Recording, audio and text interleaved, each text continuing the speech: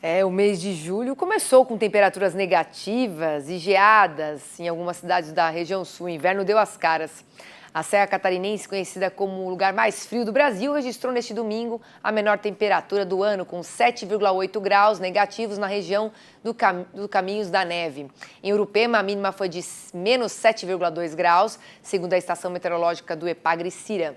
E de acordo com o IMET, Instituto Nacional de Meteorologia, no sábado, o município de São José dos Ausentes registrou na madrugada temperatura mínima de 0,7 graus negativos. Hoje teve pela manhã, a cidade de Vacaria com os termômetros marcando menos 2,7. Destaque também para as temperaturas negativas entre a Serra, Vale do Rio Grande do Sul, Planalto e Serra Catarinense. A condição de geada é alta para grande parte do Rio Grande do Sul, no interior também de Santa Catarina e cidades mais ao sul do Paraná, incluindo as capitais Curitiba e Porto Alegre. E por volta do meio-dia deste domingo, a sensação térmica na região do Caminhos da Neve foi de 19 graus negativos, sendo que a temperatura real era de 5 graus. E a capital Porto Alegre também amanheceu com um recorde de frio hoje, nesta segunda-feira, 3,2 graus, superando o recorde deste domingo, que foi aí de mínima registrada de 4 graus.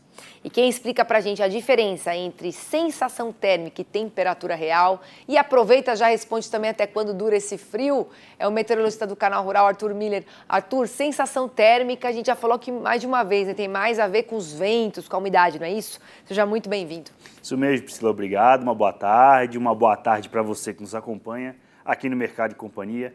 Uma coisa é a temperatura, outra coisa é a sensação térmica.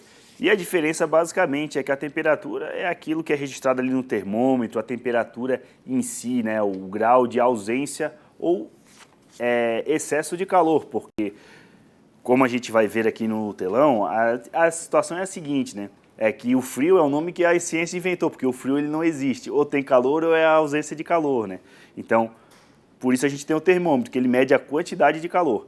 A sensação térmica é a nossa sensação, É aquilo que já se fala, a sensação térmica, que é, por exemplo, a gente pode pegar o exemplo, principalmente, você que é mãe, quando vai lá dar comida para o seu filho, lá você assopra, para perder calor. Então, o que acontece? Por isso que a gente fala que uma coisa é a temperatura e outra coisa é a temperatura associada ao vento, porque o vento faz aquele efeito de tirar o calor que está no entorno. Então, ou seja, se você tem a temperatura, ou melhor, a ausência de calor intensa com o vento, a sensação térmica vai lá embaixo, porque está retirando mais calor ainda, e não significa que naquele ambiente específico é aquela temperatura. É um pouco confuso, mas basicamente é o seguinte, uma coisa é a temperatura, outra coisa é a temperatura mais o vento. Se tem mais vento, a temperatura vai lá embaixo, porque retira calor.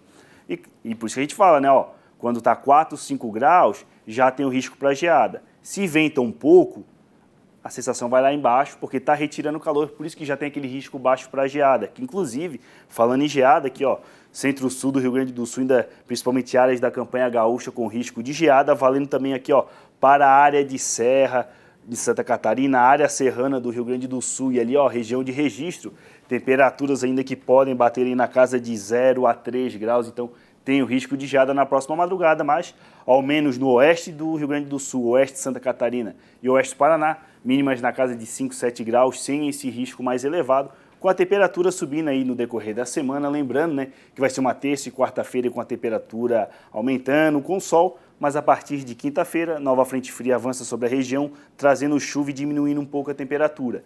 Já para a região sudeste, não tem risco de geada, mas as mínimas ainda ficam na casa de 10 a 13 graus, com a região ali da Serra da Mantiqueira, podendo ainda registrar mínimas abaixo de 10 graus. Mas, quando a gente olha, uma terça-feira que amanhece com 9 graus, com máxima de 26. Temperatura sobe no decorrer da semana em Assis, interior de São Paulo, já batendo na casa de 29. Quando a gente olha também para o centro-oeste, que chegou um pouco de frio lá, inclusive, nesta manhã em Amambaí bateu aí 4,5 graus, ou seja, aquele frio que a gente avisou realmente chegou. Mas amanhã, sul de Mato Grosso do Sul, mínimas aí já na casa de 15, sem risco para geada. E quando a gente olha, justamente Amambaí, terça, quarta e quinta ensolarada, com a máxima já batendo na casa de 31, aquela gangorra que a gente vem sempre destacando, que é um inverno que vai ser quente, mas com esses pulsos de ar frio. E a gente falou, na semana passada, aproveita que é um pulso de inverno e depois ele já volta a esquentar, porque 26 graus já é uma temperatura bem mais elevada, que a gente vai sentir aqui no Centro-Sul, né, Arthur? Não vai fazer tanto frio. E o Arthur estava já falando lá no podcast Canal Rural Clima que talvez essa tenha sido a mais intensa de julho. Talvez, a gente está monitorando, mas talvez, né, Arthur? É esse pulso de frio mais intenso e quem usou o casaco usou, quem não usou não usa mais. Agora, em relação às chuvas, até choveu um pouquinho em São Paulo no fim de semana, aquela garoa que mais ajudou a amenizar os baixos índices de umidade relativa do ar do que qualquer outra coisa. Mas como é que fica a umidade distribuída pelo Brasil? Infelizmente o Brasil Central deve seguir com o ar ainda muito seco, porque quando a gente olha, no decorrer do dia de hoje, né? Então, ensolarado na região sul e, claro, aqui, região sudeste com muita nebulosidade, mas toda essa chuva aqui, em São Paulo, Rio de Janeiro, Espírito Santo, não é chuva volumosa, tá vindo aí na forma de garoa, o que só ajuda mesmo a elevar a umidade relativa do ar. Contrapartida, muito seco, principalmente aqui no interior do Mato Piba, centro-sul da região norte, Mato Grosso, com temperaturas ainda que vem batendo na casa de 35 graus e já voltam a subir ali, principalmente em Mato Grosso do Sul, no decorrer da semana. Então, Brasil Central segue com a umidade relativa muito baixa, não tem volumes expressivos de chuva. Essa chuva aqui de Rondônia é pouco volumosa, também não resolve a situação da região. E a única notícia boa mesmo, que essa chuva ainda persiste nos próximos 5 dias, somando até 10, 15 milímetros aí no Espírito Santo, ajudando principalmente o cultivo de café. E aquela chuva que a gente vê no Rio Grande do Sul são chuvas aí decorrentes dessa frente fria que avança a partir de quarta a quinta-feira, mas não é chuva volumosa. Inclusive, até dando um destaque aqui para a região norte, é uma chuva que fica principalmente em Roraima, centro-sul da região do Amazonas, ou seja, lá continua uma boa umidade do solo. Centro-oeste, praticamente não chove nos próximos 5 dias.